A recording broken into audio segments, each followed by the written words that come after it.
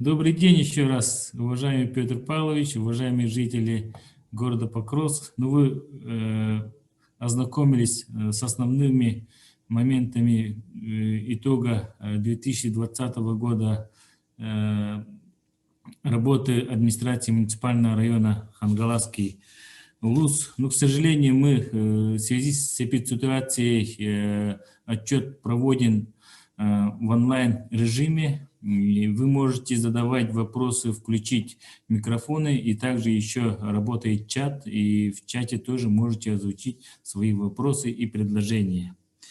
Если остановиться на прошлогодние протокольные вопросы, всего было 3 вопроса протокольных озвучено в прошлом году.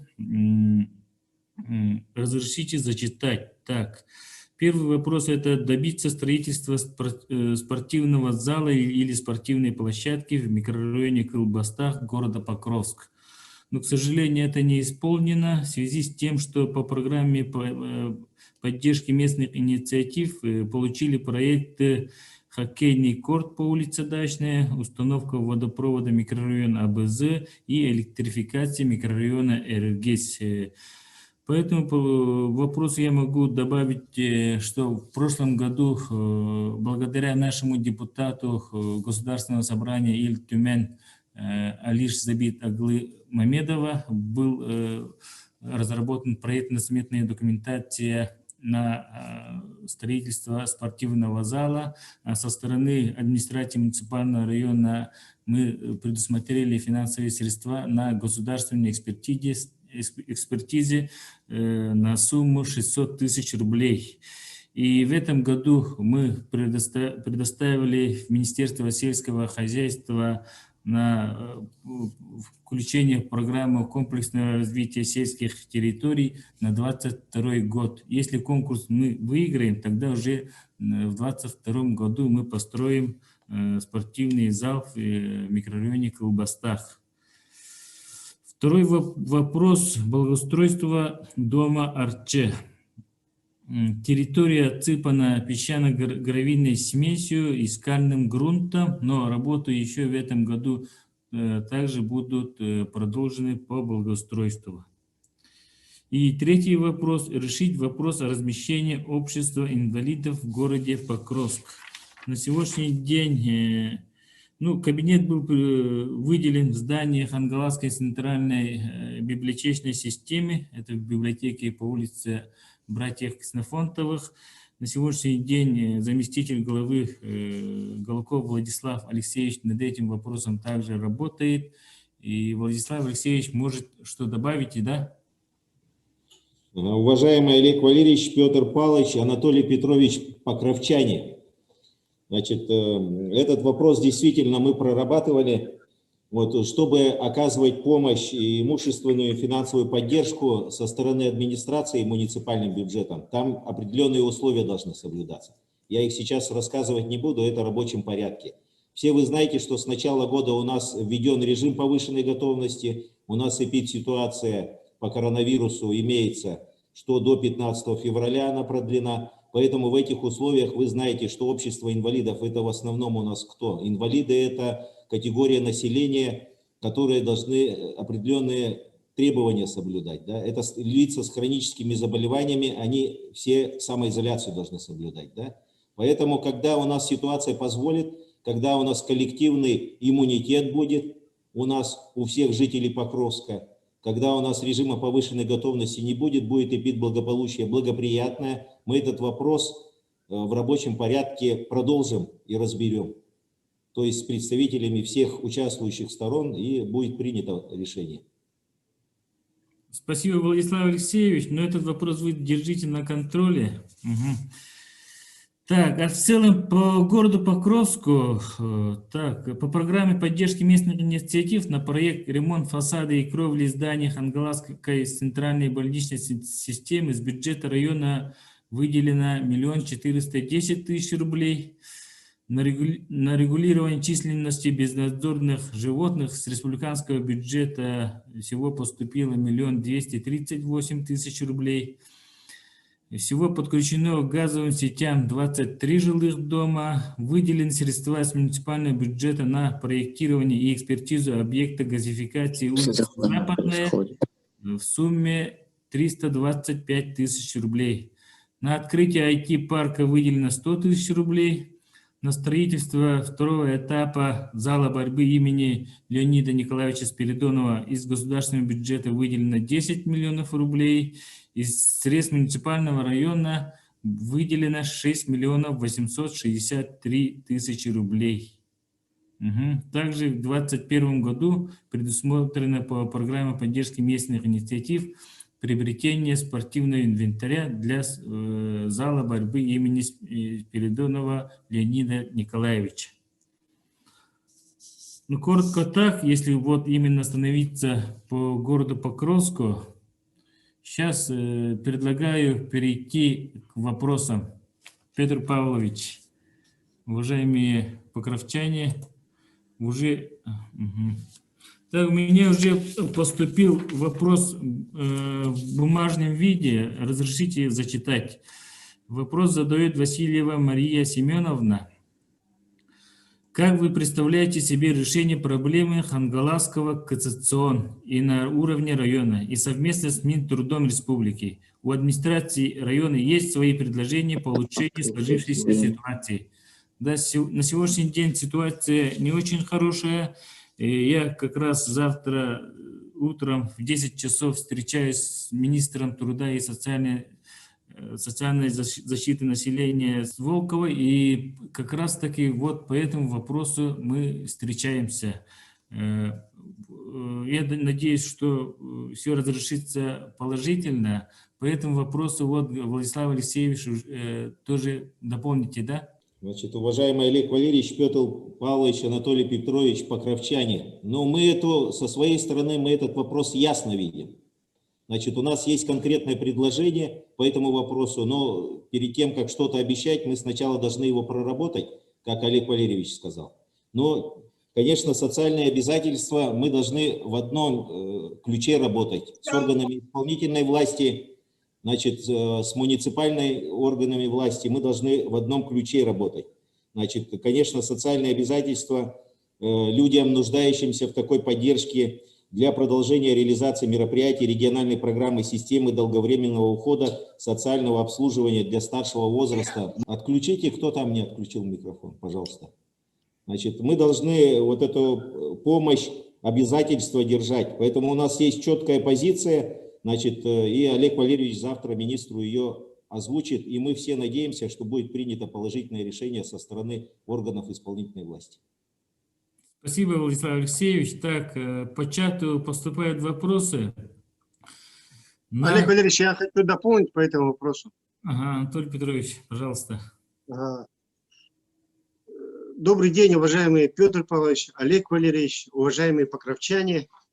Я хочу дополнить по этому вопросу. Елена Ивановна, руководитель филиала, обратилась в районный совет депутатов как раз по этому вопросу. И мы на постоянной завтра провести совместное совещание по постоянным вопросам с приглашением. Аркадий, можешь заблокировать этих участников? Да, удаляю, сижу. Их слишком много. Потихоньку удаляй, Аркадий, те, кто мешает. Еще раз повторю, к нам поступило письмо от заведующей филиалом Елены Ивановны как раз по этому вопросу и в районный совет депутатов. И завтра мы на платформе Zoom наши постоянные комиссии по бюджету и по социальной политике проведем совместное расширенное заседание с приглашением наших народных депутатов Илтумена и от заведующей Елены Ивановны. Будем рассматривать этот вопрос. Спасибо. Спасибо, Анатолий Петрович. Так, по чату поступают вопросы на колоноскопию. Как можно записаться на этот год молодым семьям? Будет ли выделена сумма и какая? Владислав Алексеевич, на этот вопрос ответьте, пожалуйста. Значит, уважаемые покровчане, да, все вопросы курируемые, вот хочу поставить всех в известность. Сейчас у нас вопросами по здравоохранению, вы знаете, полномочия УЛУСа какие? Это, значит, создание условий. Значит, поэтому вопросы вы свои в письменном виде, пожалуйста, направьте в отдел социальной политики и молодежной, семейной, социальной молодежной политики. Конкретно Денис Александрович разберется, направит ваше письмо сопроводительное в ЦРБ и получим ответ. Также в устном виде я тоже этот вопрос задам, значит, главврачу. Поэтому все вопросы, которые, да, по здравоохранению поступают, все, пожалуйста, нам направляйте. Мы будем в рабочем порядке все эти частные вопросы отрабатывать. На второй вопрос. На этот год молодым семьям будет ли выделена сумма и какая? Владислав Алексеевич. Это по жилью. Значит, да, предусматривается такая сумма. Значит, вот здесь сидит начальник отдела социальной и молодежной политики, 17 молодым семей на сумму 33 миллиона. Спасибо, Владислав Алексеевич. Так, Сергей Андреев спрашивает по дополнительному финансированию набережной города Покровска. На какой стадии? Андрей Анатольевич, пожалуйста. Добрый день, уважаемые жители города Покровска, Петр Павлович. Так, это город Покровск. Петр Павлович участвовали в комфортной городской среде, и они выиграли этот проект. Там было выделено 65 миллионов, соответственно, с федеральной и республиканской и местного бюджета города Покровска. От района дополнительно там сумм не было предусмотрено. И в этом году в бюджете не заложено. Я думаю, там Петр Павлович дополнит. Петр Павлович, есть что у вас дополнить? Так, также вопросы поступают к Петру Павловичу насчет мусора, также насчет земельных участков. Аркадий, заблокируй вот. У нас этот доступ общий, то есть его не контролировать, только... Здравствуйте. Да. Меня слышно, да? Да, слышно, Елена Ивановна. Можно я задам вопрос? Видимо, время у нас ограничено. Это вопросы касается города Покровска, да, задаю. Ну, по нашему центру мы завтра работаем дальше. А по Покровску у меня такой вопрос. Прошу вот от имени... У вас звук пропал. Аркадий, включи микрофон, Елена Ивановна. Елена Ивановна, вас не слышно. Микрофон включите. Вот у меня вопрос. Прошу вот взять на контроль то, что по местной инициативе в прошлом году в микрорайоне АБЗ было собраны деньги, подписи, работа провела по водоснабжению летнему. Но работы до конца они не довели, мы не приняли, не видели. Например, я лично собирала деньги, вот эти подписи, но моего дома до сих пор нет вот этого водопровода. И мы там где-то по 1500, еще дополнительно тоже где-то около 2000 с каждого двора собирали. Вот Егор Николаевич Кардашевский тоже в инициативной группе есть, он слышит здесь, подтвердит мои слова. И я обращалась несколько раз в мэрию, но ответа ни письменного, ни устного нету, ни в газете, нигде. Поэтому прошу вот этот вопрос взять, изучить и взять на контроль и довести вот эту работу. Потому что если так, то в следующий раз как мы будем влаживать тоже на другие вот эти работы? Уже доверия как бы нету.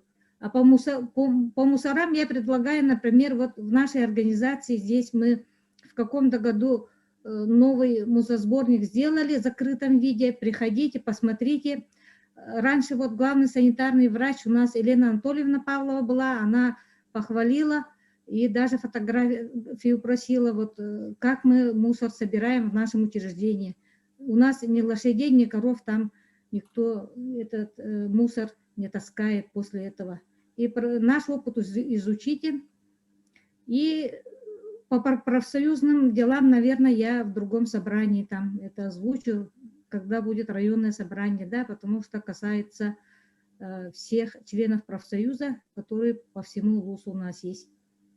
У меня Спасибо. все. Спасибо, Елена Ивановна. Так, по первому вопросу, по водопроводу, ну, это вопрос, скорее всего, к мэру города Покровска Петру Павловичу. Но я скажу, что мы вместе этот вопрос отработаем, и при встрече здесь с Петром Павловичем этот вопрос мы обговорим.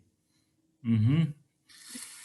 Так, по мусорам также, ну, я как знаю, в этом году по программе поддержки местных инициатив с мэрии уже подана заявка именно вот по ограждению мусорных баков. Но если конкурс мэрии города Покровска выиграет, тогда уже как-то этот вопрос уже положительно решится. Угу. Все, да, Ирина Ивановна? Все, ага, спасибо. Ага. Какие социальные выплаты полагаются студенту с одним безработным родителем, пенсионером? И увеличивается ли пенсия у пенсионеров в статусе безработного? Владислав Алексеевич, на этот вопрос вы можете ответить? Да, уважаемый Олег Валерьевич, Петр Павлович, Анатолий Петрович, я вот в чате написал, да, значит, это у каждого есть свои полномочия. Значит, есть в муниципалитете полномочия, согласно 131 ФЗ, есть другие полномочия. Здесь полномочия подведомственному органу исполнительной власти, то есть Управление социальной защиты населения и труда, она занимается выплатами по пенсионерам и так далее, это пенсионный фонд. Поэтому в рабочем порядке туда обратитесь и получите достоверную информацию. Давайте, Владислав Алексеевич, сделаем так. Все равно вопрос поступил, в протокол занесем и письменно ответим. Угу. Ольга Козловой. Ответим. Угу.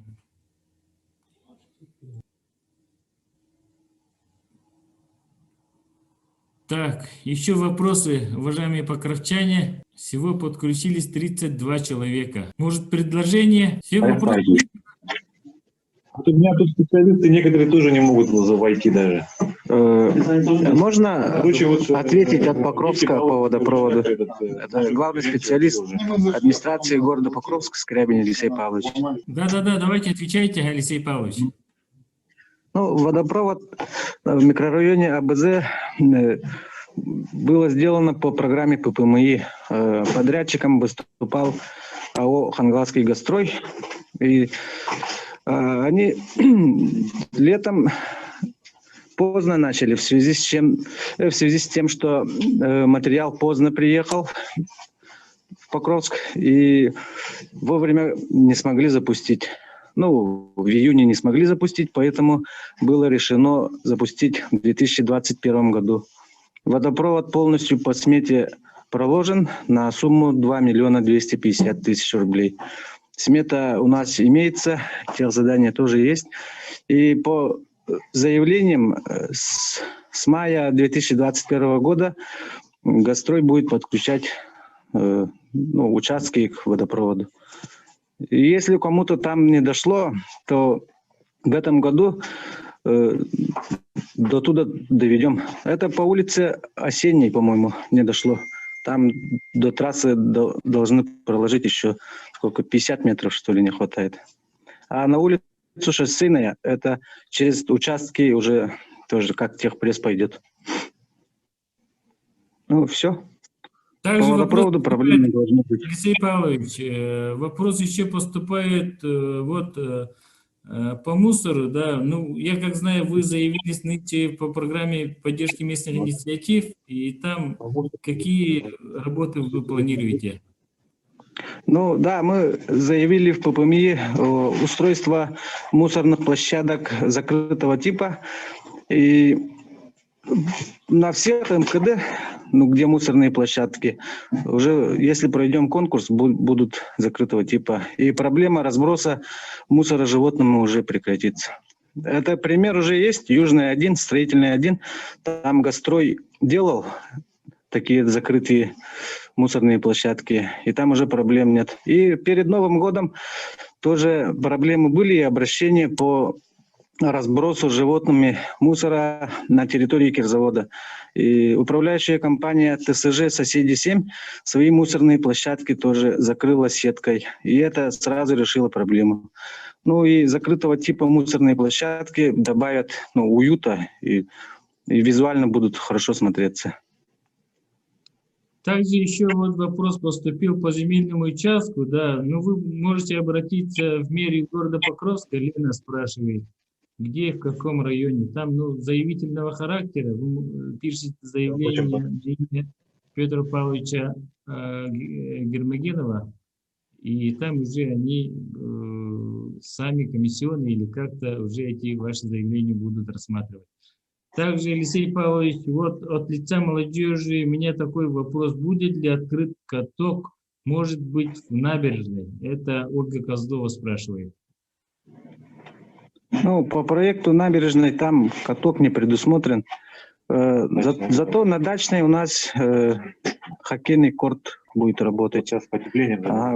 Пока ждем. Из-за погодных условий там Якутская энерго не может пока подключить к электричеству. Как только электричество будет подключено, там работа продолжится по заливке. И весной уже будут играть. Спасибо, Алексей Павлович. Так, Андрей Анатольевич, вопрос по строительству школы номер 2 спрашивает. Так, по строительству школы номер 2, но в Покровске у нас есть земля, которую вот город выделил для строительства школы на 450 мест. В данный момент мы ждем коммерческие предложения по проектированию на школу на 450 мест. Я думаю, что в дальнейшем по программе Министерства образования хотим туда войти. Я думаю, что в ближайшее время, если у нас будет проектно-сметная документация, тогда мы эту работу с Министерством образования, я могу сказать, что если мы туда программу войдем, тогда можем построить. Сейчас работы ведутся по изысканию финансовых средств на разработку проектно-сметной документации. В этом году или в следующем году мы должны разработать проектно-сметную документацию и заявиться в Министерство образования. Также вопрос поступает: дома, признанные в 2018 году аварийными, когда попадут в программы переселения. Это уже после 2025 года. Да, Андрей Анатольевич? Так, Признанные в по 2018 какому году. адресу говорите? Нет, признанные в 2018 году, спрашивает. В 2018 году это после 2025 года. Сейчас у нас идет второй этап, это 2020-2021 год. В этом году у нас 3190 квадратов мы должны расселить. Это будут построены дома по улице Братья Ксенофонтова, 24, и так, Братья Ксенофонтова, 98 и Братья Ксенофонтова, 102. Ну и, соответственно, мы сейчас работаем по этапу 2021 года и 2022 года. Мы должны сейчас подать заявку. Те, которые у нас выиграли аукцион, это у нас улица, сейчас я посмотрю, так, Комсомольская, дом 12 и, так, улица Комсомольская, дом 12, и, здесь должны мы, в планах есть организации, которые арендуют землю и с проектно-сметной документацией на 107 квартир.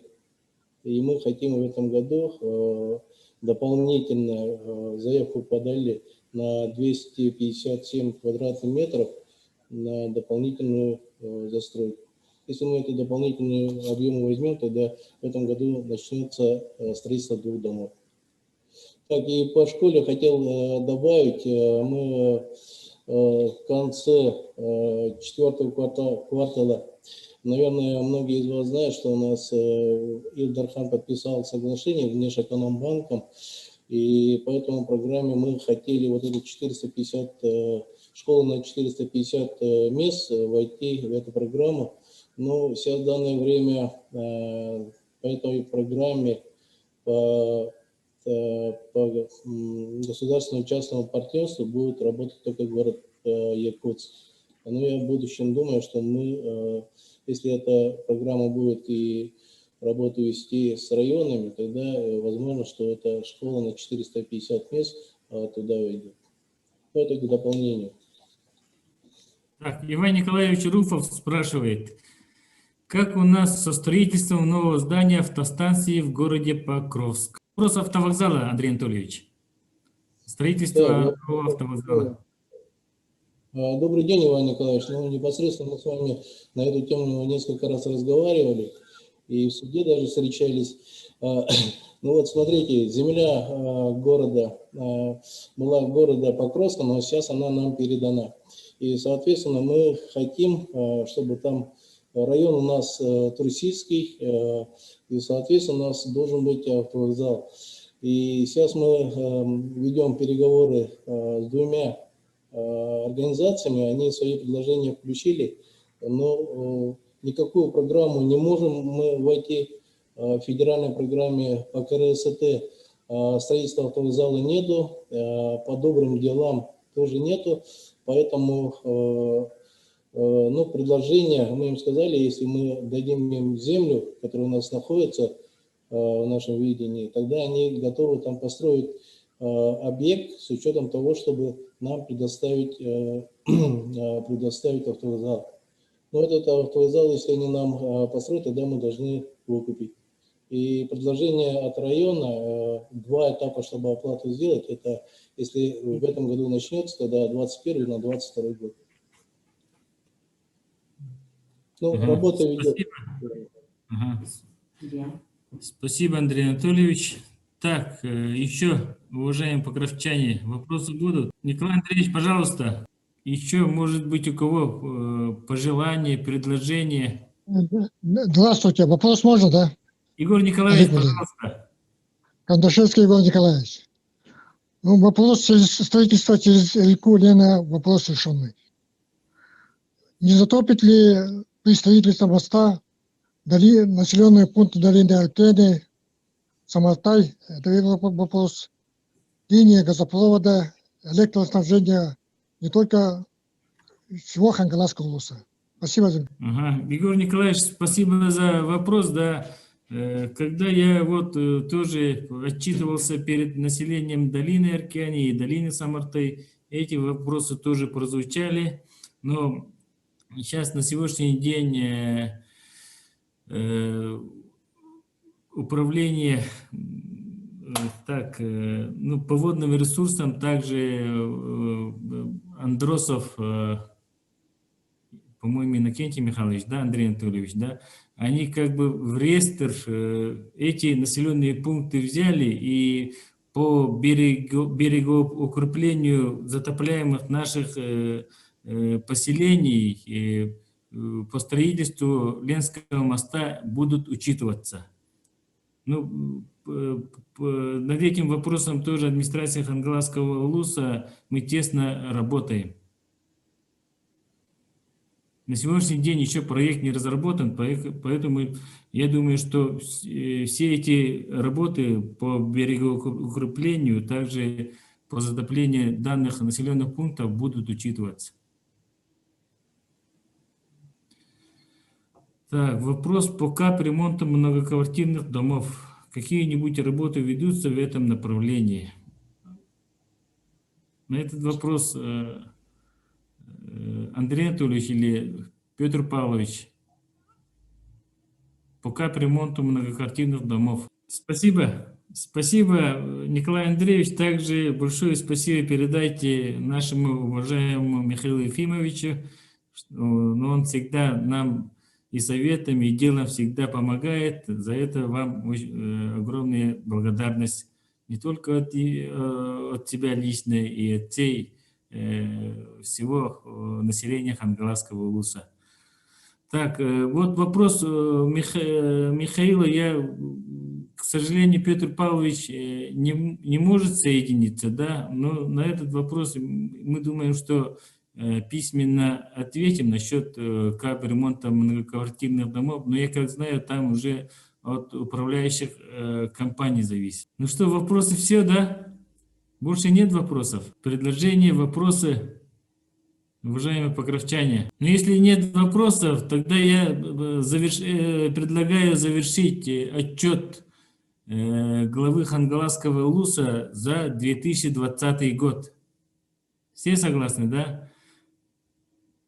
Благодарю всех покровчан за активное участие в отчете главы. Благодарю за ваши вопросы и предложения. Желаю вам всем крепкого здоровья, берегите себя и своих близких. До скорой встречи.